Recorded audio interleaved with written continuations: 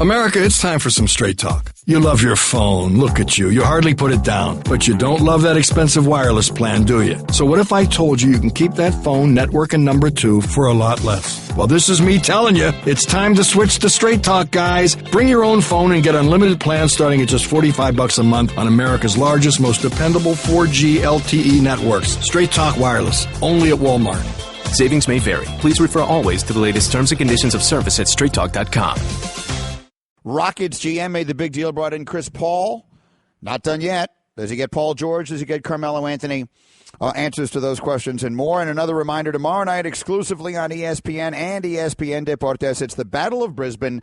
Manny Pacquiao, his WBO welterweight title, is on the line live, aiming for his 60th career win against Australia's undefeated #1 world-rated contender, Jeff Horn. The Battle of Brisbane, Saturday night, July 1st. It's tomorrow, 10 Eastern, exclusively on ESPN Deportes, and the ESPN app. I really wonder, and I asked Joe this, if, as boxing is trying to build again, would it be better for boxing if Horn were to be Pacquiao? Pacquiao's 38. Pacquiao is, I know he's obviously the name. There's no doubt about it. And I'm sure he's, got a couple of fights left in him. But is that the way to go? Or do you want to start, do you hope this kid's undefeated, some young kid comes about and starts to make a name for himself going forward and helping to grow the sport? Yeah. I don't know. I don't either. He's younger. I don't.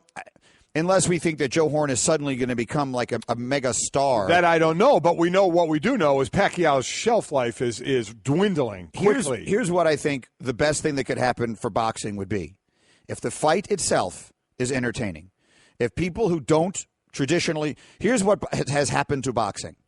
They've lost casual fans because – casual fans aren't going to go out of their way to watch something. They're not going to spend money. They're not going to, with the exception of the occasional mega, the way Teddy Atlas described it yesterday, the Super Bowl-like atmosphere that'll surround one fight maybe every year or even every other year. Outside of that, those aren't casual fans. Those are people who are just there for an event. Right. It could be anything. It has lost casual fans the way other sports have them because casual fans aren't going to spend money or go out of their way to watch something.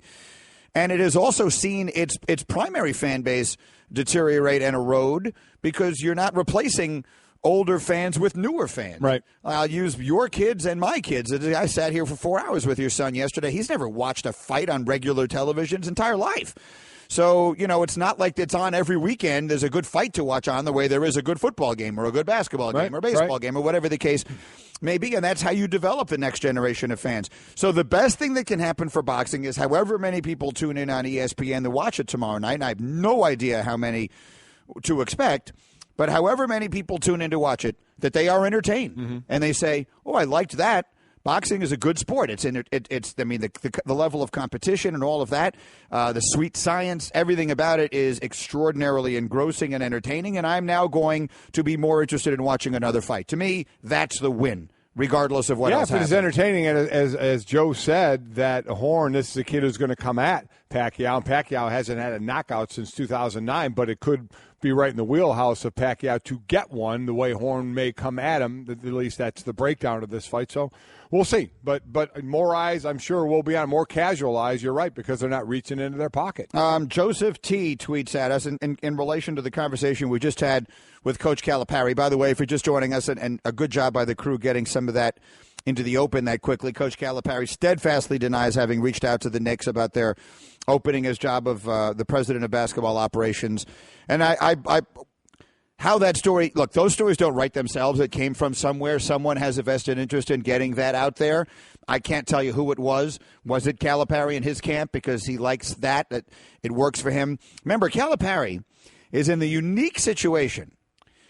If you put a rumor out there about a coach going pro in football, that's devastating to the coach and his recruiting. Because he's now coming into your living room to recruit Mike and Jake, and you're looking at him and you're saying, are you going to be there 4 years?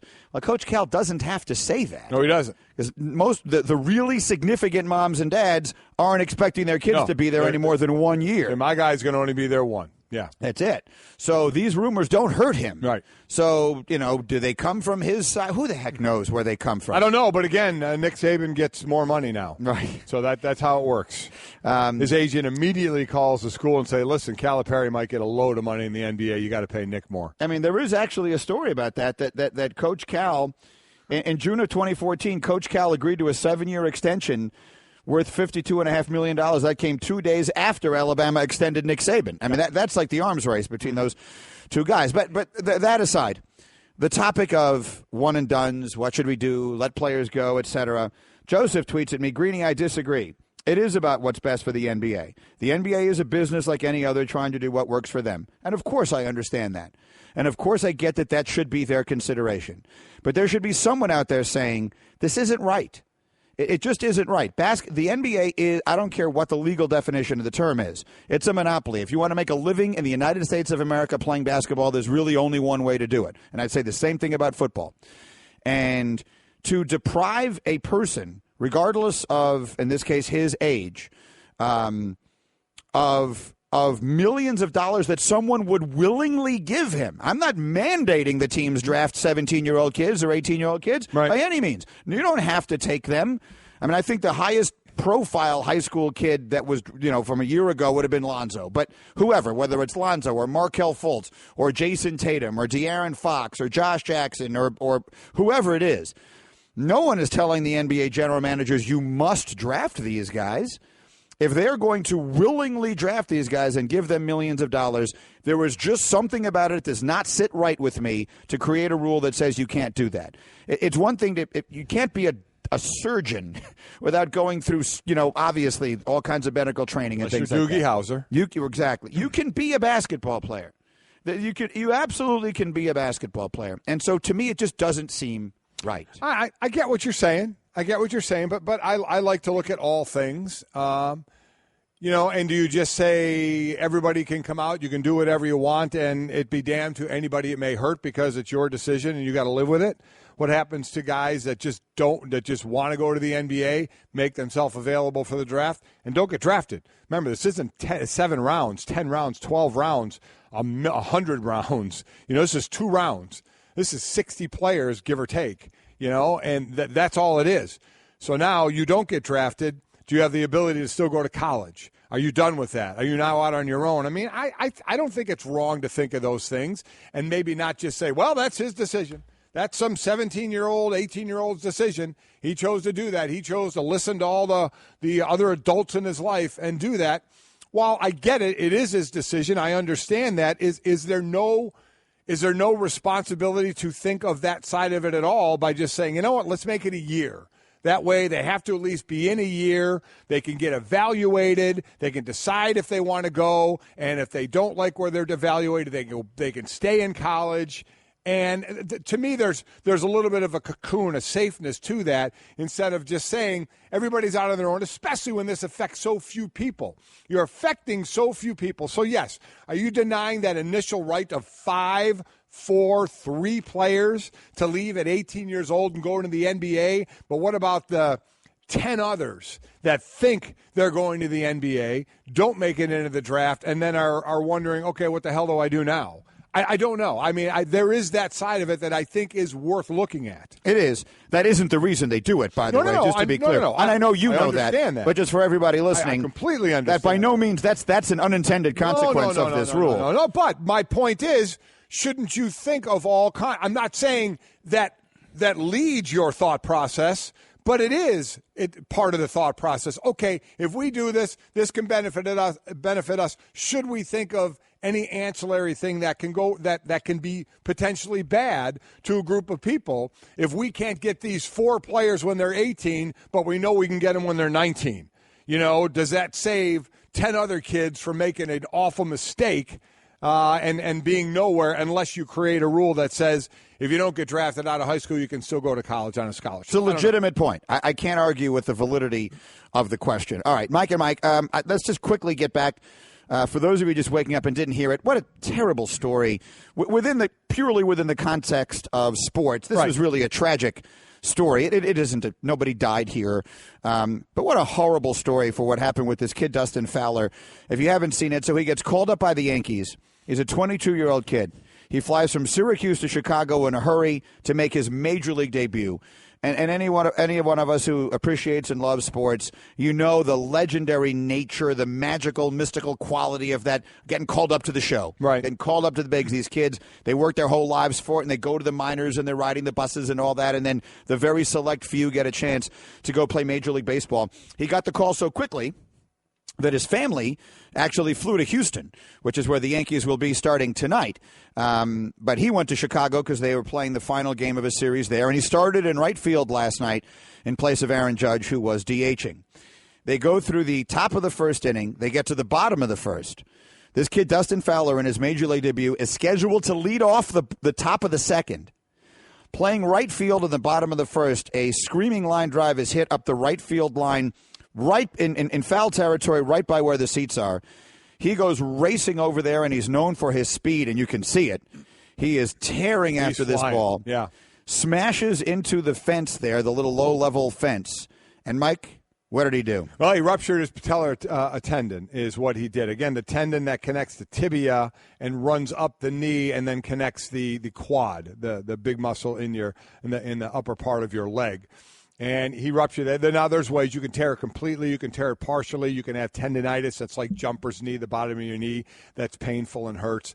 But he tore this. He ruptured it. And one of the ways you can tell is you saw him after he hit it, stood back up, and there had to be that moment like, oh, my God, I can't believe what the hell just happened. And is it really as bad as I think? Or maybe it's not so bad, and he tried to take a step, and he couldn't. One of the telltale signs of a ruptured tendon there, patella tendon, is you can't straighten your leg. And if you look, you see his leg is bent because because it's detached, you can't fire your quad to help straighten your leg. So, and you know it. Your kneecap can be all over the place when you do that because of the disconnection.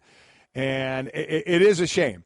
And it's something that's going to have to be normally in today's, in athletics today, when you get some sort of operation, if you can in it, they want to get you moving that body part as quickly as you can. This you can. There are some things that just have to be immobilized. When you do your Achilles, when you do this, you just have to immobilize it. It's going to be immobile for a more, month or longer, 4 to 6 to 8 weeks. Before you even take that off and to let everything set and before you even get going on what could be 6 to 9 months of rehab.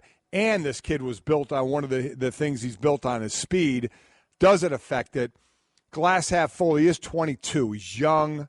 It's a major injury, but he's young. Does that help in the rehab? We know our own Booger McFarland had this happen and ended his career, but he was 31 years old. And it's definitely different getting a major injury at 31 than it is at 22 on how you can come back. But devastating. And we've seen this. That Dante Fowler, I think he was the number 3 pick of Jacksonville a couple of years ago, the pass rusher in OTAs. I mean, they're not even in pads. They're not even to his first practice. And he blows his knee out. I mean, it's just the high of, here's a kid getting on a flight from Syracuse to Chicago, going to start his career and adrenaline flowing, running after this ball, and it's done. And now he goes through the lonely rehab, and it's going to be some serious rehab of trying to get back, of a big prospect trying to get back and reprove himself again after the injury. Again, this happened in the bottom of the first. He was scheduled to lead off the top of the second. He played but did not bat on June 29th, 2017, 112 years to the day that Moonlight Graham, who also played right field, did the same, played but did not bat. I certainly hope this kid gets back and gets to play and gets to be a major leaguer and gets to bat in a game, which he did not get to do last night. So, again, I advisedly use the word tragedy.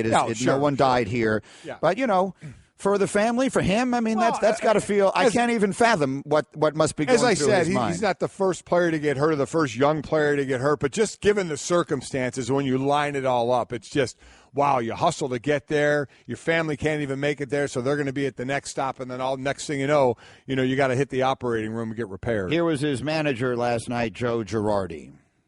When something that big happens like that, are you just in disbelief the way it unfolds? I was in tears, actually. because I know what it takes to get here and how hard he's worked, and what's supposed to be a really exciting day for him turns into a really bad day. So I'm still in disbelief. I'm in tears for the kid. I know he'll fight and get back here, but I mean he's out for a while, and he has to go through a long, grueling rehab, and it just doesn't seem fair that that's what happened.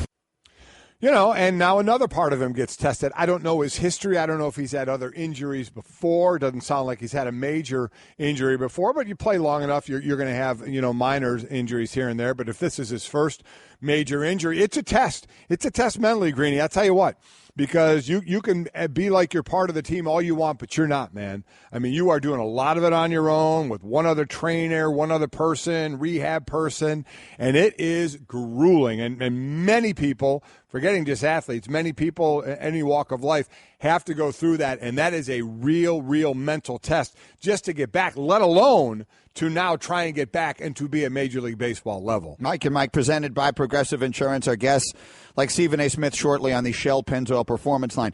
Been a lot of basketball this morning and this week with all of the free agency news. There was a somewhat interesting story from the world of football yesterday. Mm-hmm. Brett Favre was always a guy that I think we thought when he finished his career he'd kind of disappear. He's done all the things we thought he'd do. Just disappeared down there to Mississippi. You mean after coming back a couple times? Right. But when he actually finally did retire. When he was actually done. He would never put on a pair of dress pants again as long as he lived. He'd wear nothing but jeans. He would grow the beard out to where he looks like Santa Claus. Mm-hmm. He would be kind of mowing lawn, whatever it is that one does on a large farm in Mississippi. Many things to do. He'd be chopping wood and baling hay and shucking corn, whatever other verbs one can throw. Sure. What else does one do down there? Picking berries. I don't know what one does on a farm there. Shooting, animals. Hunting, fishing. All those different things. Yeah. And like coaching the offense at the local high school. Exactly. Which I think is what he was doing, yes. right? Like becoming the offensive coordinator at the local high school. That, I think, is what we all assumed was Brett Favre's future. The notion that he might come back to the NFL and be a coach or a general manager never entered my mind. Nope. Did it enter yours? No, it did not. Me neither. No. Now, all of a sudden, that's the conversation. Here's Brett Favre. That type of stuff has crossed my mind because it's no different to me than coaching. It's being involved in the game, in some aspect. When I coached high school football for 2 years, it really wasn't on my radar. I always thought I would be a good coach, but I didn't know if I had the effort in me. Well, I did, and I tell you what, it was a joy. The competitive spirit came right back. It was obviously different than playing, and so I had a lot of fun. The front office or coaching at a different level, I think the front office thing, the competitive spirit would be there. I think it's just different because there's such a business side of it. But, yeah, it's crossed my mind just like coaching has. That's from ESPN Wisconsin. Yeah. Running a franchise or coaching has crossed Brett Favre's mind. Listen, I don't know Brett enough to know how much he really wants to do this. I don't know what Brett's doing all now. I've always said after retirement, what do you go to next? What takes up your time? We keep hearing about Peyton Manning. What's he going to eventually do outside of, make appearances and host the ESPYs coming up, right? In a couple of weeks. But he hasn't settled in on anything, nor does he have to, at this point. Everybody can do it at their own pace. But at some point, what do you have that fills your time?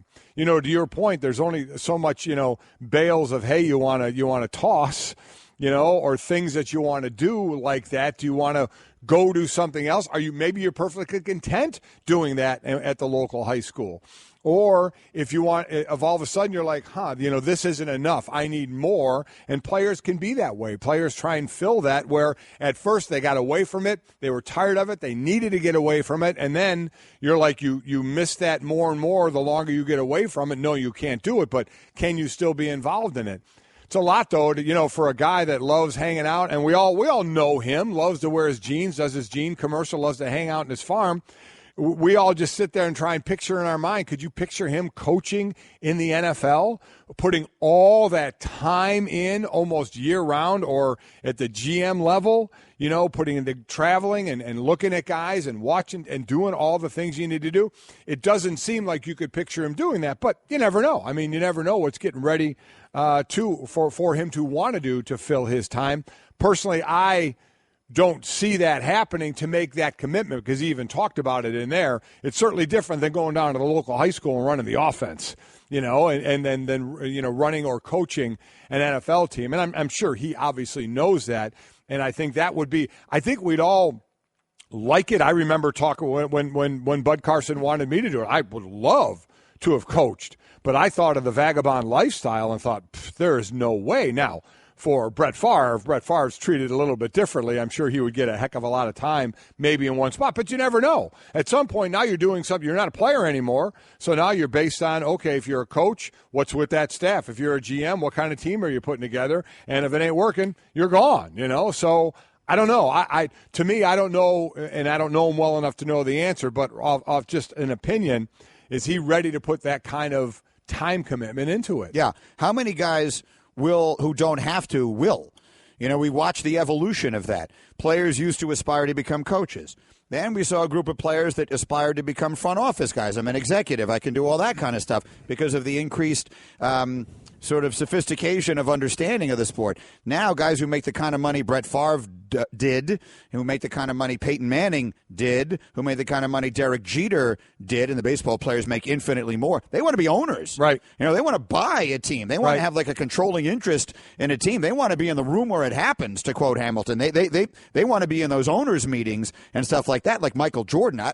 I can't picture Brett Favre, again, and he's the ultimate football guy, but you picture him being like the assistant to the quarterback. No, I don't, and it's not. And we're not in any sense saying he couldn't do that. Oh, of course he could do it. The commitment that would he want to get back and commit to that, to what it was as a player. It's even more as a coach and or a front office. These person. are jobs that people who have $100 million in the bank seldom do. Yeah, right. Yeah. It's a lot of dirty work, and there's not a lot. Now, again, the dirty work that takes place in a farm is stuff he obviously loves. The right. hunting and the what do you do on a farm? I just Googled things you do on a farm, and depends on what kind of farm you have. Well, give me an example. A dairy farm, what Buster Only was on. There's milking. That's a lot of dairy milking. Farm. You have a farm where you're growing crops. So what are you doing with crops? You're picking.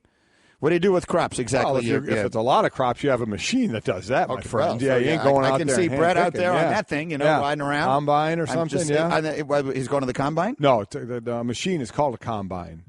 Greeny, you know how to win at business? Tell me how. Show up early for meetings. That way everybody who's only on time looks like slackers. Well, I got a better way to win at business. What's that? Instant free nights at La Quinta Inns and Suites. You can show up with no advance reservation and redeem your La Quinta Returns loyalty points for a free night that same night just by using the La Quinta app. I feel like I'd win at business more than you. I'd cream you at business. Impossible. I'm undefeated at business. Go to LQ.com now and prepare to win at business.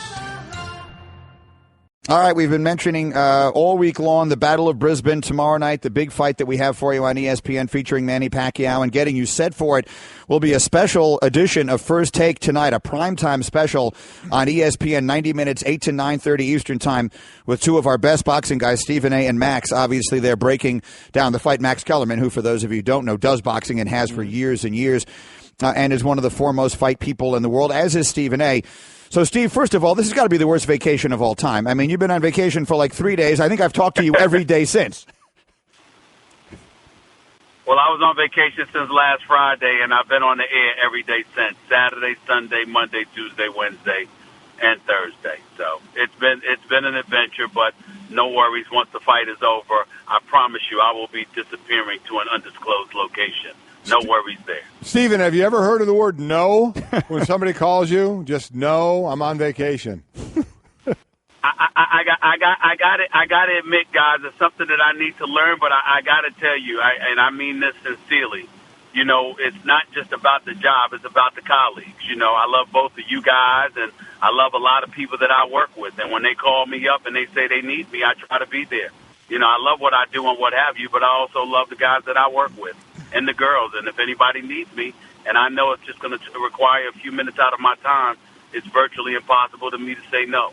It's just that simple. All right, so let's get to the 90 minutes of your time that you'll be spending tonight looking ahead to the fight. Before we get to the hoops, what is your take on Pacquiao Horn tomorrow night, and what is your take on the significance of this fight and this fighter being on ESPN?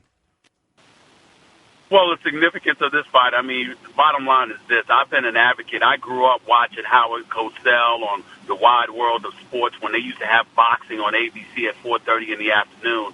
And one of the things that I used to say for years, whether it would be to George Bodenheimer and then John Skipper, his successor, is that I say, boxing needs to be, if not on network television, at least on free television.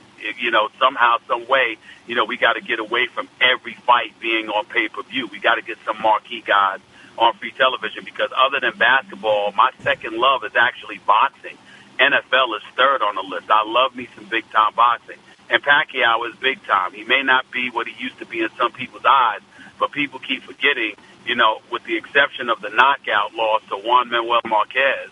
I mean, essentially it was a boring fight against Floyd Money Mayweather, and that was about it. That was basically the only stain in recent memory against Manny Pacquiao. And so if Manny Pacquiao wins a fight like this, and then you've got the Errol Spence of the world, the Kell Brooks of the world, the Keith Thurmans and the Danny Garcias of the world, even a Terrence Crawford, who's at the junior welterweight division at 140 pounds, with Pacquiao saying that he could make it to 145 or what have you. He told me the other day he could make it to 145, 140 if necessary. You've got that whole welterweight division that's there.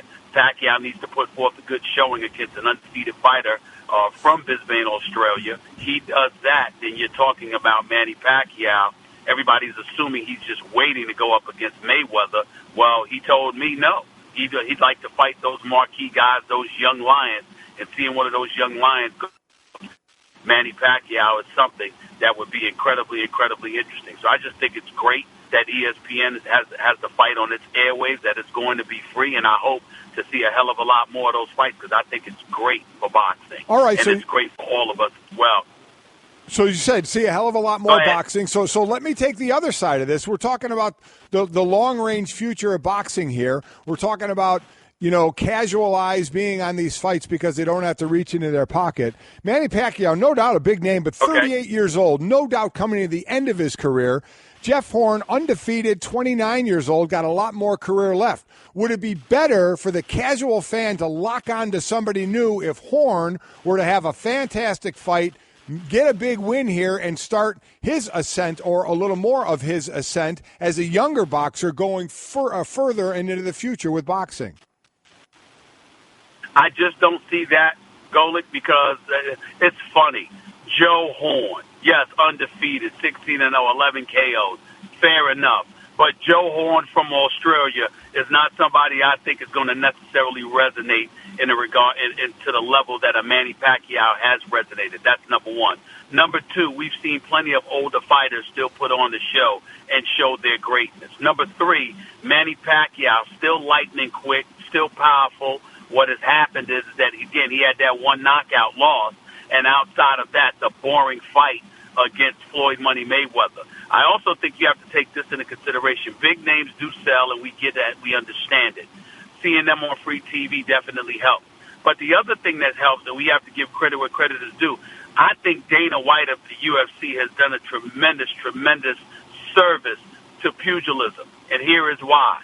In the UFC, they give you the fights that you want to see when you want to see them. I don't believe that if the UFC didn't exist, that we'd be getting a Manny Pacquiao on free TV, that we'd be getting a Triple G versus Canelo Alvarez on September 16th, as quickly as Oscar De La Hoya made it happen. I think that would have dragged on for years as well. But because the UFC is giving folks fights that they want to see when they want to see it, it's essentially calling the sport of boxing to the carpet and stripping the promoters of the control that they used to have in terms of waiting forever to give us the fights that we wanted to see and getting away with it. The boxing community is now demanding more action, not just on free TV, but in pay-per-view as well, to see the fights sooner than we normally have seen them in recent memory. And as a result, we're having the kind of stuff that we're having now, and I like it. I like it, too. Mike and Mike again. Primetime special, first take tonight on ESPN, 8 to 9:30 Eastern. Let's go to Straight Talk here, brought to you by Straight Talk Wireless, best phones, best networks, no contracts. Midnight tonight, it all begins, Stephen A., and there are big names that are out there. We all understand Gordon Hayward is a free agent. Blake Griffin is a free agent. Paul Millsap's name is out there a lot. And then, despite there not being free agents, Paul George and Carmelo Anthony's names in the mix as well. So give us a sense of what we should expect to see over the next 24 to 48 hours. Well, I think that, first of all, you're going to hear a lot of talk. Whether anything will actually happen remains to be seen. We know that Chris Paul is going to Houston. I confirmed with you yesterday that Carmelo has Houston and Cleveland on his list. He'll accept a buyout if it means going to Cleveland. If going to Houston is the alternative, not so much. He'd prefer a trade. In the case of Paul George, Indiana has to be cooperative in that regard. They have to make sure they get equitable compensation for his services or something close to it. You've got teams that have to be willing to have a one-year rental, a San Antonio, possibly a Houston, before he departs for L.A. But I have been told that he did inform Cleveland if LeBron James elects to stay after this year, this upcoming season next year, that Paul George would stay as well. The thing is, with Chris Paul basically on a one-year rental potentially in Houston, therefore free to become a free agent next summer, you got to remember that LeBron James and he are the godfathers of each other's children. They're very, very tight.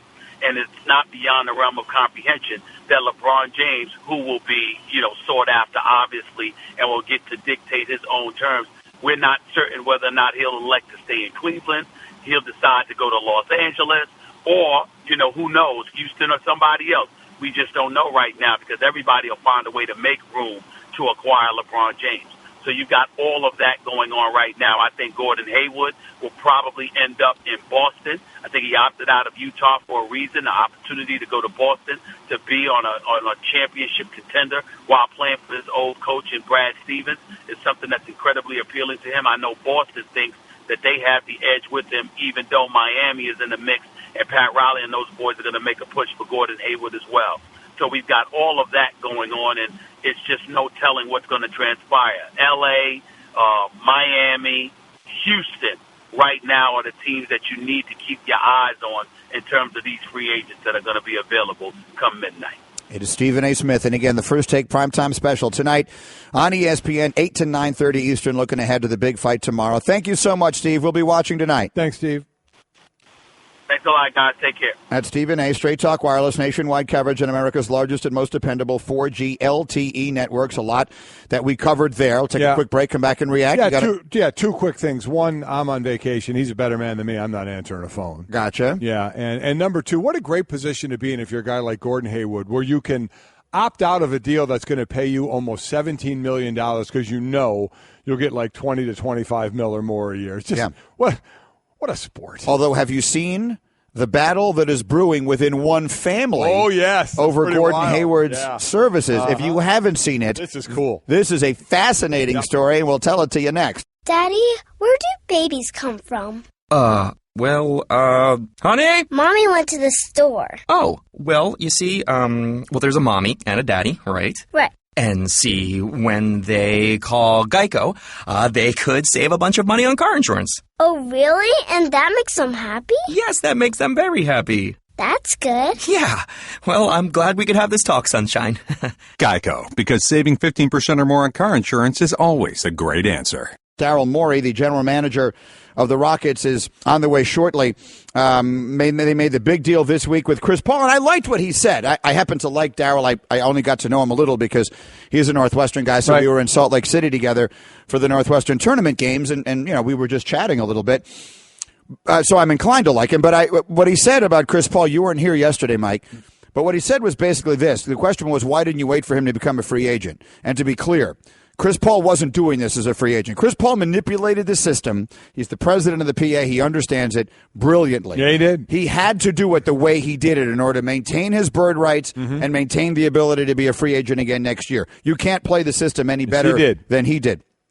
But Daryl was basically saying, in the pursuit of a player like that, you don't sit back and wait until free agency begins because you never know. Even if his intention is to come here, he gets a call, he takes a meeting, and the next thing you know, he hears something he doesn't like, which is the same point I've been making about the Lakers with Paul George. Different trade to trade. But, okay, my point is, Now you're Paul George. You wait and you see if he winds up going to Boston. Let's say he does. Let's say he goes to Cleveland and he plays with LeBron. Let's say he goes to Houston and he plays with Chris Paul and James Harden. How do you know they don't mess around and win the championship? And now he's like, we've won the championship. I'm playing with these guys. I really like it here. Why am I going to L.A.? Maybe that was my childhood dream, but now I found a better situation and he stays. You tell me. What are you giving up? You got Randall, you got Ingram, you got Lonzo Ball. You giving up those guys? Well, I mean, Magic just introduced Lonzo Ball as the future of the franchise, so he's not trading Lonzo. You're not getting Paul George for a ham sandwich. Well, you might. So you won't. The Pacers have to trade Paul George. The Lakers said, if I were the Lakers, they're doing exactly what I thought. Try and steal him without giving up anything big because you're still building. I mean, I'm Magic Johnson, as illegal as it is. I'm finding a way to talk to Paul George and say, you want a good team when you get here? Don't make us trade all the pieces to get you. Or you're just starting over. You're not even starting over again. Now you're getting a guy, I know he's not old at 27, but you're going to have to give up some of your 20, 21, and 22-year-olds to get him. Look, obviously, you know that, I know that, and Paul George knows that. So this probably doesn't have to be explained to him. The point is, what is the expression about a bird in the hand? At the end of the day, let me ask you this. If Paul George goes, I'm just making this up, to Cleveland, and he and LeBron are godfathers to each other's children, and they're unbelievable together, and they win the championship next year, beating mighty Golden State, is he then packing up and saying, you know what, my dream was always to go out to L.A., so I'm going to go play with Lonzo, I don't know, and Brandon, and Julius. The way everybody's talking, LeBron's going out there too. Well, but maybe not. I mean, that's the point. Maybe or they go together. I understand you're rolling the dice. I am not giving up my major assets, my young major assets I want to build around in L.A. to make that move. Did you hear about the family strife being created by the free agency of Gordon Hayward? Gordon Hayward's impending free agency has caused a public tug-of-war in the Ainge family. It has. Celtics president of basketball operations Danny Ainge is awaiting his chance to make a pitch to Hayward after free agency begins tonight. But Danny Ainge's son Tanner is running for Congress in Utah. And he has repeatedly expressed a desire for Hayward to stay with the Jazz. In fact, late Wednesday night, Tanner Ainge tweeted at Hayward with a link to a news story about how Massachusetts is considering a millionaire's tax that could eventually elevate the tax burden for high earners. So he's basically telling Hayward and the world, hey, Gordon, you can go play for my dad, and it's going to cost you a fortune in taxes to go play in Massachusetts, or you can re-sign here in Utah where I'm running for Congress, and it'll cost you a lot less in state taxes. Anyway, that Tanner is doing more than just saying how much it'll cost you, and maybe spilling some things about Dad and Danny, and saying you don't want to go there. This is what you'll get from Danny. This is what you're going to get, and maybe telling some bad stories about him. I don't think so. No, I don't think so. You know what I think it is? What? I think this is one of the great campaign moves of all time. He's running for Congress. You want to talk about seeing an opportunity and taking it. Yeah. Now he's the guy who's campaigning to keep Gordon Hayward in Utah. Right. So then if Gordon Hayward leaves, then all the voters are going to say you couldn't even keep Gordon Hayward in Utah. Or they're going to say at least he tried to keep Gordon Hayward in Utah. You say tomato, I say tomato. You tell me, is Gordon Hayward staying in Utah? Hell no. How much difference in the taxes would it have to make for you to stay in Utah? Well, I mean, how much would you take into account state tax? Like, why doesn't every NBA player look? If you're Gordon Hayward and you can go to you can go to Massachusetts, right, where there's going to be a millionaire's tax. Expensive. I'd be lying if I said I knew everything about that. Yes. You can go play for Miami, where Pat Riley is down there with a great coach in Eric Spoelstra and a good big and a couple of decent pieces, and you have no state tax. I've always said, and it will never change. Players have different reasons for different things. You can go for money, and you can make more money by going to where you can get paid the same, but it can be more in one spot if there's no taxes. Is that the important thing to you? Well, let's figure out. Are you closer to a championship in Boston, and is that important to you? Let's figure out over the course of a 4-year max contract, which I assume is what he could get in Boston, what would be the difference, roughly, in the state tax in Massachusetts versus paying no state tax in Florida, right? Because you basically have to attach that to the contract. Oh, I'll have that for you in 30 seconds. Perfect. And then Daryl Morey will join us right after that. Greeny, you know how to win at business? Tell me how. Show up early for meetings. That way everybody who's only on time looks like slackers. Well, I got a better way to win at business. What's that? Instant free nights at La Quinta Inns and Suites. You can show up with no advance reservation and redeem your La Quinta Returns loyalty points for a free night that same night just by using the La Quinta app. I feel like I'd win at business more than you. I'd cream you at business. Impossible. I'm undefeated at business. Go to LQ.com now and prepare to win at business.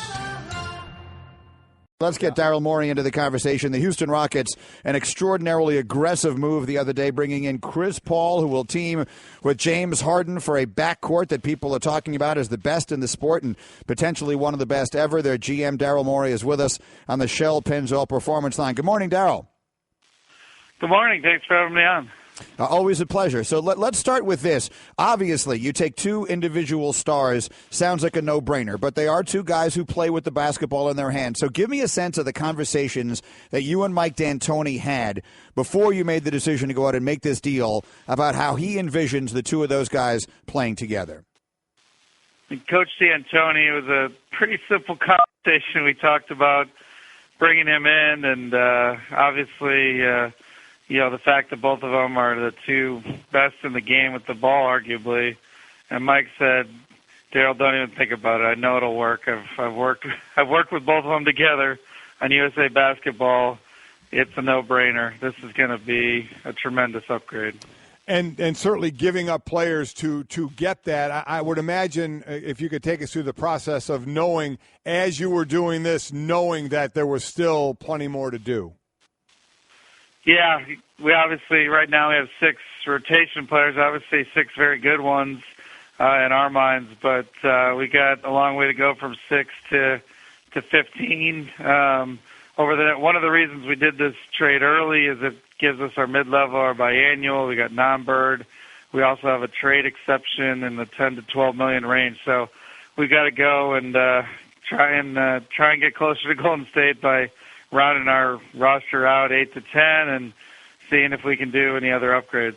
This is the business of basketball, and that's the terminology of it. Daryl Morey, the highly successful general manager of the Rockets. Only the Spurs and Celtics have a better record in the league than his teams do since he became the GM in 2007. It's interesting. I correct you. Second best. I'm ahead of the Celtics. Come on, man. Ahead of the Celtics. Wait, no. So now we're going to get a dispute here between Hembo. Boy. And our researcher, Hembo, you should know, he worships you, okay? He is the king of analytics. He is the analytics star on our team here. So, Hembo, we've got a dispute here. You tell me. Morey says he's ahead of the Celtics, so we're going to get an official number here, and we'll see who's right. One way or another, you're doing okay. I do love the Celtics. They gave me my first job. So let me ask you this, though. Spurs are ahead of all of us. Hopefully one day we can be them. They're amazing. So. All right, fair enough. Let me ask you about this part of it, though. You mentioned the Warriors directly.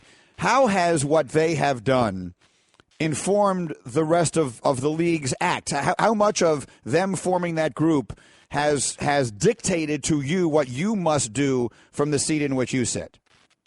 Yeah, very much. I mean, if you have a star in his prime like we do with James Harden and now with Chris Paul, you have to be all in, but it's a daunting task. I mean, we're hoping to get to that 60-win level where generally in NBA history, if you get to the 60-win level, you've got a really good shot at hoisting the trophy at the end of the year with Golden State and Cleveland and the Spurs in the league right now. But Golden State obviously being the most daunting juggernaut of all of them. Even a 60-win team has far lower odds than at any other point in NBA history. So, Daryl, talking about the all-in mentality of today, in when you talk with ownership about it, and I completely understand the numbers of it, all the different things you said you could still have available, the numbers you have to work with contracts. But the all-in of today, does there have to be a discussion with the owner that says, hey, if we're going to beat this team in Golden State that's doing what they're doing, we're going to have to pay a decent amount of luxury tax. You're just going to have to be willing to write that extra check to get all the talent that we need to compete in the NBA right now. Is that a conversation?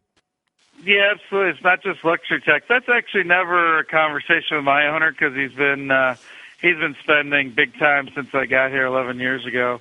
And, it's not just luxury tax. It's like right before that trade, we did 6 trades. Before we did the Chris Paul trade, we spent around $3 million acquiring players around the league so that we could create another ability to go get another big time rotation player. So it's the spending is sort of a given, and I'm blessed to have owner Leslie Alexander who lets me do what I need to do. And along those lines, in the time of free agency, when you're going to recruit players and wine them and dine them and try and bring them in that conversation, is it brought up? Is it used that, hey, you come play here, there's no state tax, you can make more money? I mean, is that in actuality part of a discussion?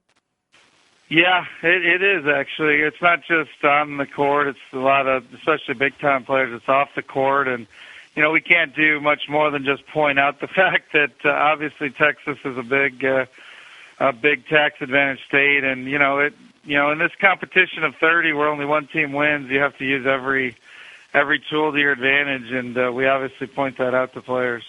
Mike and Mike, Daryl Morey with us. We're presented by Progressive Insurance. He's the GM of the Rockets. Free agency starts tonight, 12:01. So just take our listeners places they can't normally go. What are you doing at 12:01? What is the general manager of an NBA team doing at exactly 12:01 tonight? Usually you're on the West Coast, so that 12:01 is 9:01 p.m. So that's a more reasonable hour. I'd say the epicenter of NBA free agency is generally Los Angeles. A lot of the agents are there.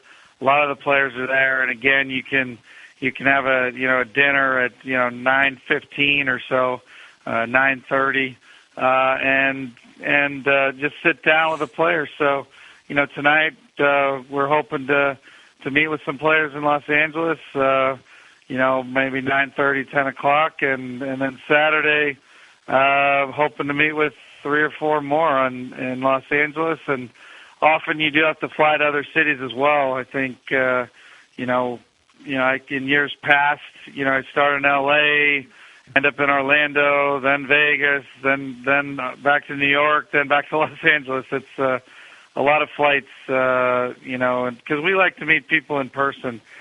Some teams, do their business more over the phone. And knowing the competition, especially in those first couple of days, is just there's so many people involved, and whether it's dinners or phone calls. Are you, again, for our listeners and viewers that will never be in this position, when you talk to these players, whether it's a max deal or not, is it right away you are offering? I mean, you are throwing out there what you're willing to offer, so there's no real game because you're in competition with these other teams?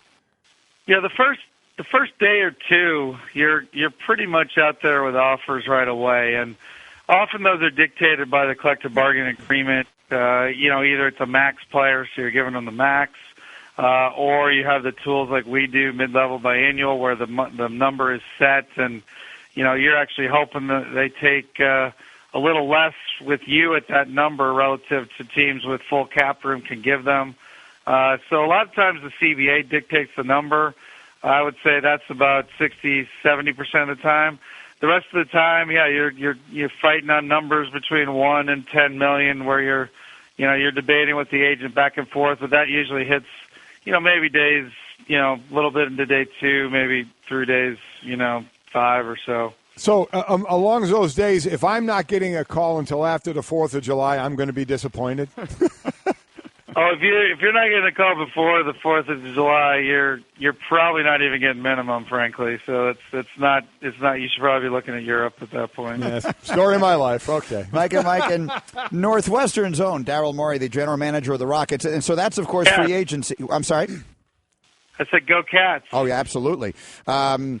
So that's free agency. Then, of course, there is trades, and yours is a team that has been highly rumored to be involved in potential deals for players who might require trades. So I know you can't comment on individual players who are currently under contract to other teams, but take us to that process. How does that work? How does that ramp up at 12:01? Is that something that is already being done? How does the trade piece of this thing work?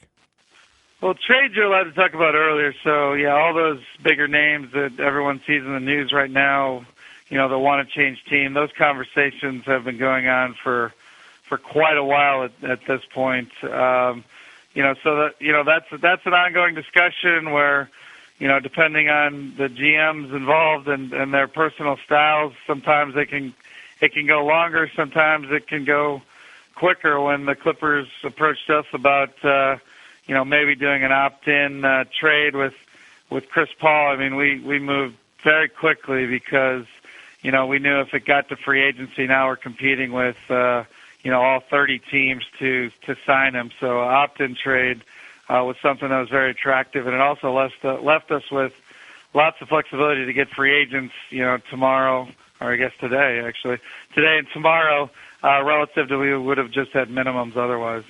I'm wondering, as a GM, when you call other GMs, have you, at one point or another, never gotten a return call from someone or never returned a call to someone? Or do you guys always return each other's calls? Yeah, if it's a call saying please call, that's always returned. But if there's a call where you say, hey, this is what we're offering, or this is the concept we're working on, sometimes you won't get a return call. There are a few GMs, and I've talked to my baseball brethren that sort of do this. They'll try and sort of see if you'll call again, just to see how desperate you are. I mean, it's not my personal style. It's not the style I like. I think it's a repeating game with really important relationships. So I'm pretty careful not to do that. But that is a strategy, to just see how many times the guy will call, and maybe they'll reveal they're desperate or overly motivated. Daryl Morey, who is the leader of the analytics movement in basketball, his team made 209 mid-range field goals last year. That's fewer than 10 individual players in the league. So with that in mind, you should know that our researcher, Paul Hembekides, Hembo, the Greek god of stats, he is dying to work for you. His whole life is analytics, and so here's what he came up with. The announcement of your elevation to being the Rockets general manager was made on May 10th, 2007. If we begin the clock on that day, the Spurs winning percentage is .714, which is obscene. The Celtics are .598. The Rockets are .595. However, if you include the Rockets' record from the previous month, then Morey is correct, second only behind the Spurs. Is that level of attention to detail good enough to get him a job working in the analytics department of your team? It sounds like get him an interview. I'd love to meet him. So okay. Hopefully I play him on the road. We'd like he's going. We'd like you to meet him, too, because we don't want him anymore. That could be a win-win, if you know what I'm saying. All kidding aside, Daryl, thank you so much for doing this. Congratulations on the big deal. People will be keeping a very close eye on what you and your team do in the coming days and all of the coming season. Best of luck. Thanks, Daryl. Appreciate it. Thanks for having me on. That's Daryl Morey, the general manager of the Rockets. He's just a smart, interesting guy. You talk to him, he's just an interesting guy. I really wondered about those questions. If you're a free agent, like you said, if you're not getting a call before 4th of July, forget it. So, I mean, as you're sitting there waiting, and how quickly do you throw out numbers, or how quickly is the dance? And obviously it would seem the higher the person, the quicker the number goes up, but who you're competing with. And then I thought the interesting thing with the GMs, and he's right, it is a repeating business. You're going to have to always deal with these guys. But I always wondered if GMs played games. Like you said, some can just throw something out, kind of like throwing that bait out there to see if you're going to bite on it and keep calling back. I kind of like that behind-the-scenes stuff. Well, I mean, there has to be, for lack of I don't mean this in a literal sense, but there has to be some honor among thieves here because, if I make some sort of very dishonest deal with you, I'm a GM, you're a GM, they can do that once. I agree with that. But you're not going to get to do it a second time. Right. But you always want to try and get the better of the deal. You can all sit there and say, hey, we'd love it to be a win-win. But, each person who has a phone up to their ear wants to get the better of the deal. Look, when it comes to the really big-name NBA players, these players are dictating this stuff themselves. They are. You heard what he said. The Clippers called me and said, hey, you want to do this deal with Chris Paul? Yeah. I mean, that was, that's not – this is the way the NBA works now. If you're Chris Paul, if you're Paul George, if you're Carmelo Anthony, if you're LeBron James, if you're in that strata of player. And so that's what we have. And let me ask you a question. And that's, by the way, the strata of players that need to come together to win right now. Of course. That's where the league is, and that actually leads me directly to the question I was just going to ask you. I tweeted something yesterday through the 1-800-Flowers.com Twitter feed, mine, yours, and everyone else's. And I tweeted, if I could put these teams together, I would put Carmelo on the Cavs and Paul George on the Rockets. A lot of people are looking at Paul George on the Cavs My personal opinion is the following. The single biggest problem the Cavaliers had in the finals last year against Golden State was not their inability to defend on the perimeter. Their biggest problem was that every time LeBron James went to the bench, they couldn't do anything offensively. I mean, nothing, right? Remember the one game they won? He sat down for 1 minute at the beginning of the fourth quarter. Their lead went from like 21 to 9 in a minute. You put Carmelo Anthony on the floor, that's not going to happen. You have another viable scoring option. I'll figure out the rest of it from there. I couldn't disagree more. Holy smokes. Go ahead, tell me. You got a black hole in Carmelo Anthony that you hope he makes a shot. He's not a black hole if he's playing with LeBron and Kyrie. He's not. No. You just said when LeBron's not on the court. Well, that's only like 2 minutes at a time. But you're the one who brought up the scenario, not me. But to me, that's a valuable role that he immediately plays. Paul George can give you offense and can defend on the other side when LeBron's not on the court for his 2 minutes and when he's playing with LeBron. To me, it's not even close of who I would rather have on that team as far as trying to beat Golden State in the finals. It's Paul George over Carmelo Anthony without question. Well, I think Paul George has a better chance of going down to Houston because I think if you're Paul George, if I'm Paul George right now and I'm going someplace for 1 year and 1 year only, I'm going to play with Houston. LeBron James. I'm going to play with LeBron James in the East, knowing I can get to the finals, knowing I'm going to get a shot at the championship instead of going to the West and hoping I can get through Golden State just to make it to the finals where I'm going to play against LeBron. Well, that would be to me, it's not even a question. Swinging 2 bats in the on-deck circle. I think that Paul George, Chris Paul, and James Harden right now is a dynamite big three. Beating Golden State. Dynamite. I give him a shot. Sure. It depends on what you put around them. Well, sure does. Well, I mean, and that's part of the challenge here. But they've got other players, and I don't think Daryl Morey is done here. More. If I'm Paul George and I know I'm going to the Lakers, but let's even put that aside. Cleveland right now. So forgetting I said that because it misdirected us from the point I wanted to make. I then followed it up with a tweet that said, "The rest of the league might as well just go home." I mean, the rest of the league might as well just not even bother. Well, no. So here's what I want to know: if you're a hardcore basketball fan right now, in 22 cities, what are you thinking? Here's what I'm thinking. Go. I'm thinking I have to be in the best position I can for the next 2 or 3 years. Okay? And that's where I bring up the Lakers. And I bring up the Lakers and not trading your assets. All this talk of Golden State for the next 5 to 7 years to me is ludicrous. They may lose Iguodala now, and in a couple more years, let's see what that team looks like. Okay? So for the Lakers, let's just pick them. You've got Ingram, you've got Randall, you've got Lonzo as young players who have now given them a couple of years to play together and develop. If Paul George comes to you next year and can play with them for yet another year and get them playing together and be ready and play and get better. Listen, because I understand what you're saying. What are we playing for now? You're playing for when Golden State isn't Golden State. Whether you like it or not, and whether you enjoy watching the regular season or the postseason, blah, blah, blah, blah, blah, that's the reality. And that's the reality 29 teams have to deal with. What are we going to do now? How close are we? If you're Cleveland, you load up and try and beat them. San Antonio is always in the mix, and they're always going to try and do that. If you're Phoenix, you try and put pieces together for the future, obviously, which is going to be in a couple of years when Golden State doesn't have all their guys. And if you're the Lakers, that's what you do. That's why you don't trade those guys away to get Paul George now, because you're not beating Golden State now, and then you have to get younger players again and build for a couple of years when Golden State isn't Golden State. So that's what the teams are doing right now. But those are the teams that players will eventually go to. How about if you're in Utah and you've got Danny Ainge's son campaigning, for Congress and campaigning to keep Gordon Hayward there? You've done the best you can do. Yeah. We've just seen now the apex because you drafted a guy in Gordon Hayward, you built around him, you developed him into an NBA star, or at least to the extent that he's going to get a max contract. Yeah. You made it all the way to 4th. Were they the 4th or the 5th seed in the East? They were on the road in Game 7. They were 5th.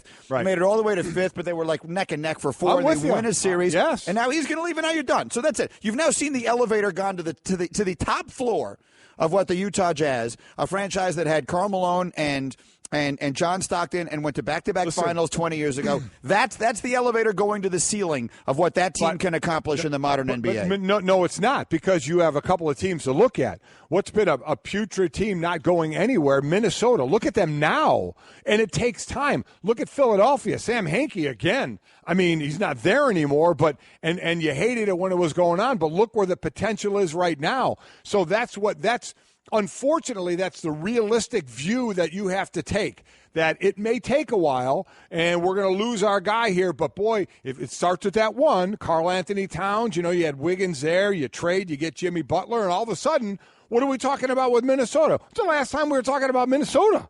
Yeah, Kevin Garnett in 15 years ago. You know who else we're talking about? 15, 16. You know who else we're talking about? Milwaukee. Look at what the Greek Freak, do they build around him? How does that work? Philadelphia, we're talking about. So it takes time. It takes a lot of patience, and it's probably going to take a lot of people getting angry with the way it's going on. But that's the way to at least try and do it in today's game. Tomorrow night, exclusively on ESPN and ESPN Deportes, it's the Battle of Brisbane. Manny Pacquiao defending his WBO welterweight title live as he aims for his 60th career win, taking on Australia's undefeated #1 world-rated contender, Jeff Horn. The Battle of Brisbane tomorrow night, July 1st, 10 Eastern, exclusively on ESPN, ESPN Deportes, and the ESPN app.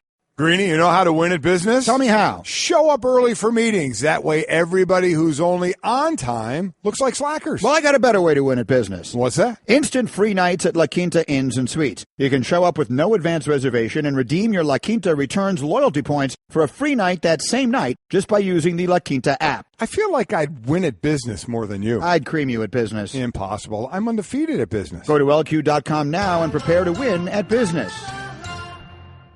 Mike, if you missed John Calipari with us in hour number 2, he talked at length and definitively about the New York Knicks, the rumor out there about him reaching out to the Knicks about being their president of basketball operations, denied it steadfastly. That and more you can listen to any and all 4 hours of Mike and Mike on demand in the ESPN app. You can also subscribe to the Best of Mike and Mike podcast. It's all available in the Listen tab of the ESPN app. All right, I want to read you a tweet here, and I want to get your perspective on this. I tried to bring this up with your son yesterday. And your son has an interesting perspective because he's 27 now, 27, 28. Mm-hmm. So most of the way things work now are the way they've generally always worked in his life. And that is, that gives you one perspective on things. And those of us who remember a time when things worked differently will view things in another way. So here's one tweet that we have here. BDog916 tweets at me, all these big names on only 3 teams makes the majority of the game lame to watch. No one wants to see the other 27 teams. So you'll point at me, arenas are full, right? Ratings are up, right. Finals went through the roof. People love the Goliaths. They want to see Golden State, Cleveland. I get it. What is the value of the following? Okay, when I was a little kid, I was incredibly fortunate. My parents had season tickets to the Knicks. We would go to the Garden. Right, I would get to go regularly. And I remember so vividly that practically every game, if not every game, whether the team that was coming in to play against the Knicks was a really good team or not. Some of them obviously were great. In those days, the great teams were the Washington Bullets and the Boston Celtics and whatever it was. Those teams would come in. But every team had at least one or in many cases 2 players you were excited to see. Right. There was no game that you were like, there's not going to be one guy on that team I know. There's not going to be one player I'm interested in seeing. They're not even trying to win. Mm-hmm. I have zero interest in this game. That wasn't the way it used to be. It is the way it is now. What is the value of that, and in what way is that a problem? I can't accept it isn't a problem at all. So in what way is it a problem? Going to watch a pro basketball game. You're going to watch You're going to watch but the only NBA. Kind of. Okay, well, then tell me why that. Again, I hate to keep going to this. Tell me why the arenas were full. Tell me why the attendance for the 3rd year in a row set a record. They're going. And I agree with what you're saying. Not every team has that marquee guy to offer, but they're going. I don't know what else to tell you.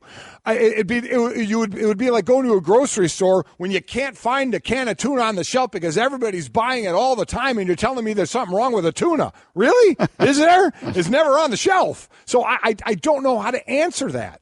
I know. I lose. I mean, every single time I have this conversation, I preface it by saying, I know every bit of empirical data suggests I lose this debate. I lose the argument because there is literally no evidence to back my belief that this is a problem. But you keep trying. Well, just because it does bother me. And I guess the only thing I'll say is it has to bother some fans who are roughly our age. Here's the interesting thing. Is you mentioned it, and Stephen A. mentioned, at least for one team, that the Knicks were on the verge. The Knicks were on the verge of a fan revolt. Oh, absolutely. And we have said since we started the show, and obviously forever, fans control it. But normally if one person doesn't want to go sit in that seat, there's 5 to 10 to take their spot. but there was legitimately a protest ready to happen. Yeah. And that was one of the big reasons the big name of Phil Jackson was money whipped to come in there, is to avoid that and be the shield for Dolan. But that was going to happen. So I don't know if it gets that far in other places to say we're not going to take it anymore, so much so we're not showing up to watch your product. We're going to cost you money. Costing somebody money, that's why we always say it's not so much the fans because you don't get enough of them to do it. It's the advertisers who are paying big bucks that all of a sudden, oh, wait, they're not involved. Okay, we got to change something.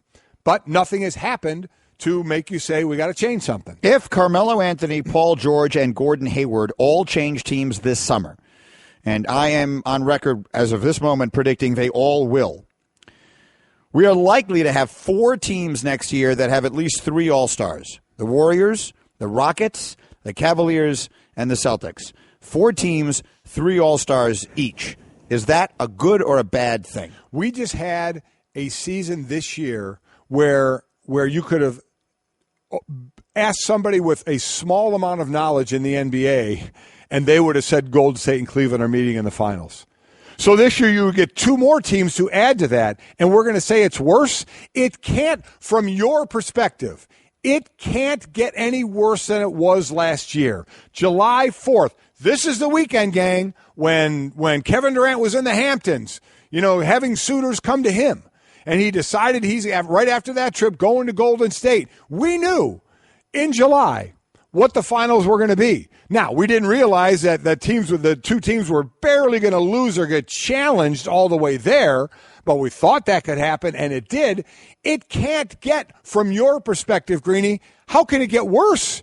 The only way it could get worse is if Cleveland and Golden State meet next year and they're both undefeated going into the finals. And that was close to happening. So how can this be worse than what it was already last year that all you guys were complaining about? Here's where it's worse. Your point is right. Again, every single bit of data that exists says you're correct. What I'm saying is those All-Stars came from somewhere. Mm-hmm. So wherever it is they came from, those fans at least had something to go watch. Okay, here's the next thing you think about. Yeah. Do we think what we think it? You think we're alone? We think Chris Paul is staying in Houston after next year? Don't know. Paul George has said he's going to end up in the Lakers. Right. So we'll see it this year, and then we'll see change again.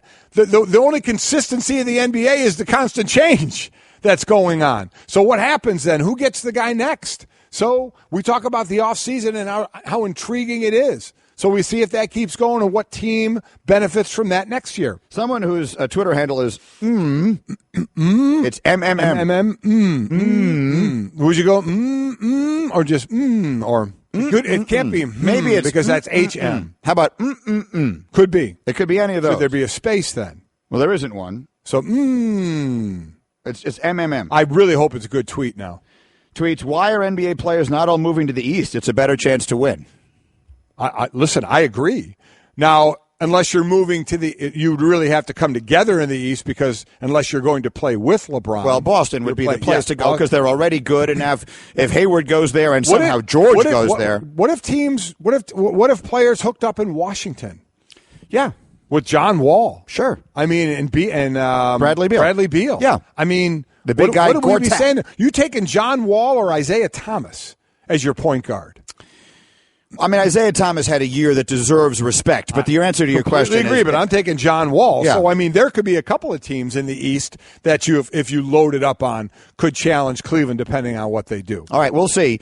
It all does begin at just after midnight tonight, Eastern Time. We have a lot more to do on this Friday with Mike and Mike.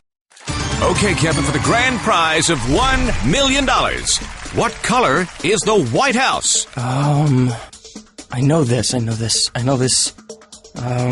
5 seconds. Oh, switching to Geico could save you a bunch of money on car insurance? Okay. Judges?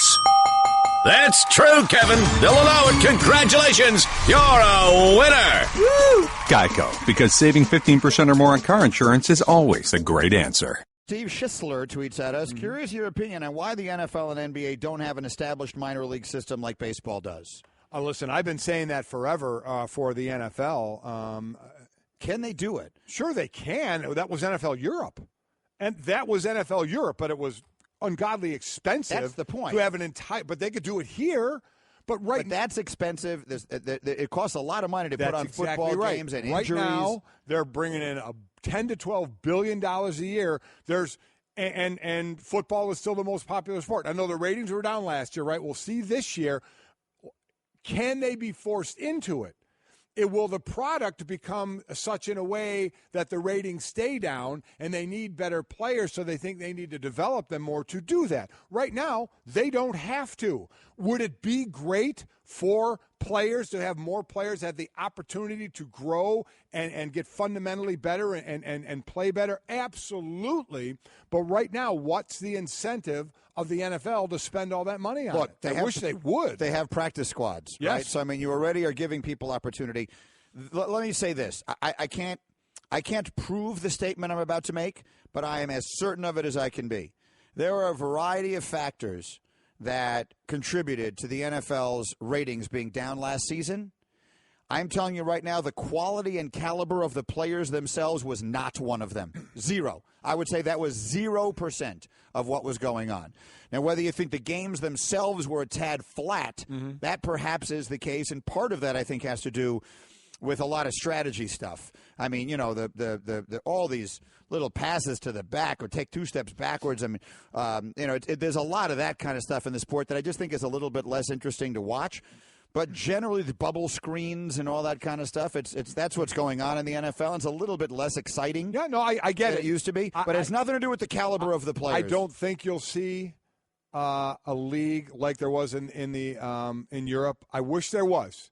I wish there was, because there's a fine line between players that are just outside of the game and just in the game, and having an opportunity could help those guys. And I say that because, listen, at the end of the day, I was an end of a draft guy, and my son was an undrafted free agent. The other son didn't get a chance because of injury. So there are plenty of guys like that who maybe with a different opportunity may have a shot. But there really isn't an incentive right now for the NFL to do that. And to be clear, basketball has it. It used to be called the D League. It's now called the G League. But it isn't something. Do they develop every now and again a player who turns out to be a really good player? Yes, they do. Yes, yeah. But it isn't a minor league system in the way baseball has a minor league system, which is where you acquire a player, you start him there, he works his way up through that, baseball and then he eventually comes up. Without question. Well, it's a really good We didn't system. even know when Tebow got promoted, we didn't even know there was low A and high A. I mean, how many leagues can you – it's ungodly how many leagues there are. There was actually a story this morning that Hembo sent me about how much money he made for teams in that league, the South Atlantic League, just by his very presence, the extra tickets that they sold. He made a bunch of people a whole bunch of money. Forward Thinking with Mike and Mike is brought to you by the GNC Summer Savings Event. Right now you can buy more and save more in your favorite sports performance brand at GNC. Coming up this weekend, baseball on ESPN Radio. The Nats in St. Louis to face the Cardinals. Saturday night coverage starts 6 Eastern, and then Sunday night baseball coverage starts 7 Eastern. Our Forward Thinking brought to you by the GNC Summer Savings Event. And, of course, for all of us at ESPN, the big event of this weekend is the fight, the Battle of Brisbane between Manny Pacquiao and Jeff Horn. I'm definitely going to watch it, Mike. I'm excited at the notion of having a fight that it's on. Again, it sounds self-serving to say because we work at ESPN, but just a fight I don't have to pay extra for. That's just going to be sitting there if I want to watch it. I'm interested to see it. I'm interested to see what Pacquiao is. I really hope this does well, because I would like to see this become a thing. I would like to see boxing on places. I'm just making it doesn't have to just be ESPN, okay? Sure. Just so it doesn't sound, I'm with you. But if boxing were suddenly to be on ESPN, on TNT, on all the different places where they cover a lot of sports, I think that would be great for sports fans, and I think it would be great for the sport itself. And bigger fights as well, not just fights that are really low-level fights. Right. We know that's we have. Right. But someone like Manny Pacquiao, this is an opportunity. This is a world-class, sort of legendary fighter. I'm rooting for the underdog to see. You want to see Horn win? Rooting for Jeff Horn. Rooting for the underdog. Yep. It's like a Rocky story. A very funny moment we had yesterday, and you know how much we love Teddy Atlas, so I say this with love and respect. He said 100 million people in Australia are excited about it. Yeah, do you know what the population of Australia is? I know it ain't 100 million. It's like under 30 million. Yeah. So there aren't quite that many people. Well, unless they vote like Chicago. Yeah. Then, even that. But one way or another, they're going to jam-pack. That place going to have 60,000 people in a rugby stadium. Yeah, that's cool. Watching this fight. And so look, I hope it's a good show. I hope it winds up being a good fight. I don't really care that much who wins. I mean, if Horn wins, there's a nice story there in the upset. If Pacquiao wins, you want to see an entertaining fight. Yeah, you want to see a good fight. Yeah, but it is nice to know you can just be flipping channels, and one of the channels you can flip to is this. It's nice that there is a fight I'm interested enough to actually plan my evening around watching, that I don't have to spend $60 to watch. Just unfortunately, the last time the masses saw Manny Pacquiao, they didn't see him in a great light. No, and look, part of it is that he's fighting a fighter whose entire game is about not getting hit. Right. And he wasn't, he says, and I guess shoulder, you have to take him at his word, that he had an injury, so he wasn't at his best with the ability to do it. But as far as a prediction is concerned, I'll go with my man Joe Tess, my co-host on Battle of the Network Stars, who knows more about this stuff than I'll ever know. And he was on with us earlier this morning, and he said he expects to see Pacquiao in a knockout, maybe the 7th or 8th round. And again, Pacquiao hasn't knocked anybody out since 2009. This kid's going to come after him, though, so the thought process is he may open himself up to this. I'm liking the kid in his hometown country. Hopefully pulling this off, kid. He's 29, not a kid. But I think more importantly, I'm looking forward to the tailgate. In Australia? Mm-hmm. Because what are you going to do? Shrimp on the Barbie! There's going to be so much shrimp on the Barbie down there, right? I'm sure there will be. Don't you think? Quite a few shrimp on the Barbie. And back here, stateside, there'll be a lot of hot dogs on the grill. There will. For this July 4th weekend. And a lot of people are disappointed that you're not taking the challenge and trying to compete in this thing and eat as many hot dogs as you can. Yeah, I would abuse myself. It would be a horrible reversal of fortune. And then I don't know how many days it would take me to recover. But I was asked in 10 minutes how many I think I could eat. I don't think I'd get 20. I think I would get mid-teens. I think I could get to the 14 to 16 range. The bigger question is, how long would it take for you to feel okay after that? Like, do you feel okay later that day, or is it like 5 days later? I don't think later that day. That's a good reason to stay away from it. Anyway, everybody have a wonderful weekend. This was great fun. Thanks for being here with us. We'll see you back in Better Than Ever Monday. Mike and Mike.